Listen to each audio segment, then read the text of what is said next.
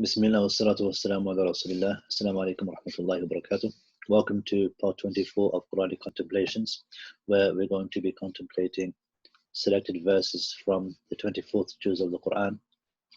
The first ayah we're going to be looking at is the ayah in Surah Ghafir, verse number 27, which talks about the story of Musa alayhi salam. And Musa alayhi salam is speaking about those who show arrogance and disbelief in the day of judgment. And he says, وَقَالَ مُوسَى إِنِّي عُوذْتُ بِرَبِّي وَرَبِّكُمْ. Musa said, indeed I have sought refuge in my Lord and your Lord, مِنْ كُلِّ مُتَكَبِّرٍ لَا يُؤْمِنُ بِيَوْمِ الْحِسَابِ, from every arrogant one who doesn't believe in the day of judgment. And Musa alayhi salam mentions two qualities here, two bad qualities, two negative attributes: arrogance and not believing in the day of judgment. And of course, the question is why those specific attributes? Why didn't he just say disbelievers or oppressors? For example, Fir'aun was an oppressor. Fir'aun was a disbeliever. Fir'aun was somebody who claimed to be God himself. But here Musa alayhi salam mentions two other qualities. He doesn't say with regards to Fir'aun and the disbelievers that the disbelievers, oppressors, fusaq, transgressors, etc. He says those who are arrogant, I seek refuge in Allah from those who are arrogant and those who don't believe in the day of judgment. Two qualities. And the reason for this is because the one who is arrogant is somebody who will deny the truth, even he'll refuse and deny the truth, even if it's made clear to him. He'll reject the truth at all costs. And this is actually one of the qualities of Fir'aun. Fir'aun was also somebody who rejected the truth multiple times when miracles were made apparent to him. As well as an individual who doesn't believe in the day of judgment, just like Fir'aun didn't believe in the day of judgment when Musa alayhi salam reminded him of Allah and of accountability on that day. And what's interesting is anybody who has arrogance, a person who doesn't listen to those who are trying to give him advice, even when he's wrong and they're right, and refuses and rejects the truth. And on top of this quality, somebody who doesn't believe in the day of judgment. Basically, he doesn't believe in accountability. This person, there is no limit to what evils he can do, because he doesn't listen to anybody else, and he doesn't believe in being accountable for his actions. So on top of his arrogance, on top of him having this arrogance and this pride and thinking he's better than everybody else, he'll behave in this way. But anybody who opposes him, anybody who disagrees with him, anybody who he doesn't like, he can do whatever he wants to them. He can torture them, persecute them, kill them, enslave them, and no one can say otherwise, no one can persuade him otherwise, because he doesn't believe in accountability, doesn't believe there's going to be a day of judgment.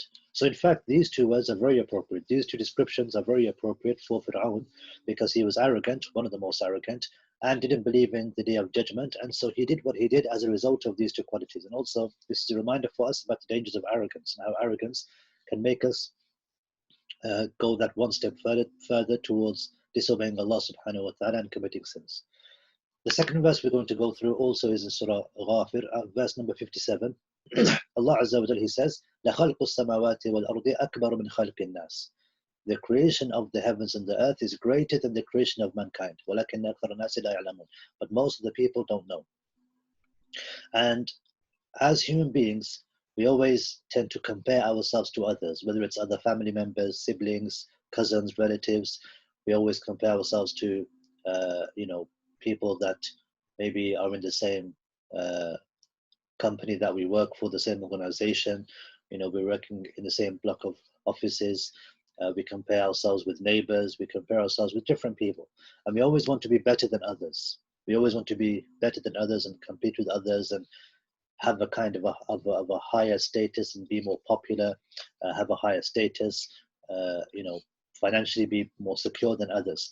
And so we always compare ourselves to other human beings, other people. Whereas in fact, if you were to put things into perspective and compare ourselves with the rest of the creation of Allah subhanahu wa ta'ala, we are very, very insignificant. And this is what Allah subhanahu wa ta'ala is telling us in this ayah. لَخَلْقُ السَّمَاوَاتِ وَالْأَرْضِ أَكْبَرُ مِنْ خَلْقِ النَّاسِ. That the creation of the heavens and the earth is far greater than the creation of man. Meaning we behave and we act as if we are, the best thing since sliced bread. We think that we are better than others, and we think that we've reached the pinnacle once we have a certain amount of money or when we have a certain, status in society. Whereas in fact, compared to the rest of the creation of Allah subhanahu wa ta'ala, we're very, very insignificant. And maybe we've seen those videos on YouTube where the earth is compared to the rest of the planets, the solar system and the galaxy, and how the earth is basically insignificant. And we're just, a tiny speck on that earth that will live for like maybe 50, 60, 70 years. So in essence, we're not really that significant in the grand scheme of things when it comes to the creation of Allah subhanahu wa ta'ala. And this is what Allah subhanahu wa ta'ala is trying to remind us in this verse in Surah Ghafir. The third verse we're going to be looking at is in Surah Fussilat, where Allah subhanahu wa ta'ala in verse 44, he talks about the Quran and how the Quran was made in the Arabic language. And then towards the end of the verse he says, قُلْ هُوَ لِلَّذِينَ آمَنُوا هُدًى وَشِفَاءً. Say it is for those, meaning the Quran, is for those who believe, a guidance and a cure. So Allah subhanahu wa ta'ala calls the Quran a cure. And in another verse, a similar description is mentioned, not of the Quran, but of honey. Allah subhanahu wa ta'ala says about honey, يَخْرُجُ مِن بُطُونِهَا شَرَابٌ مُخْتَلِفٌ أَلْوَانُهُ. That from the bee, there emerges from their bellies a drink in which فِيهِ شِفَاءٌ لِلنَّاسِ, in which there is healing for people. So the attribute of shifa is mentioned in honey. And also the attribute of shifa is mentioned when it comes to Allah describing the Quran. So what's the difference between the two? Is there a difference between the shifa of honey and the shifa of Quran? Because both of them are described as shifa here. What's interesting is, in this verse in Surah Nahl, Allah subhanahu wa ta'ala says that in the honey there is a healing, meaning from the honey, فِيهِ شِفَاءٌ لِلنَّاسِ. In the honey there is something which brings shifa, which brings healing for the people. So there is a specific thing that Allah Azza wa Jal has placed in the honey which makes it a healing factor for people, for mankind. Whereas when Allah talks about the Quran, He says, Hudan wa shifa.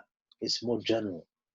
So Allah subhanahu wa ta'ala describes the Quran as guidance, a guidance, wa shifa, and a cure. So it's a more general description when Allah subhanahu wa ta'ala uses the word shifa for the Quran, because the Quran in its essence is supposed to be a cure for all types of diseases, for all types of illnesses, whether it's diseases of the heart, whether it's physical ailments, whether it's mental diseases or illnesses. A person, when he recites the Quran, it is supposed to be something which can provide an all-comprehensive cure for any kind of illness that he's suffering from. And Allah subhanahu wa ta'ala knows best. Jazakumullah khair. Wassalamu alaikum wa rahmatullahi wa barakatuh.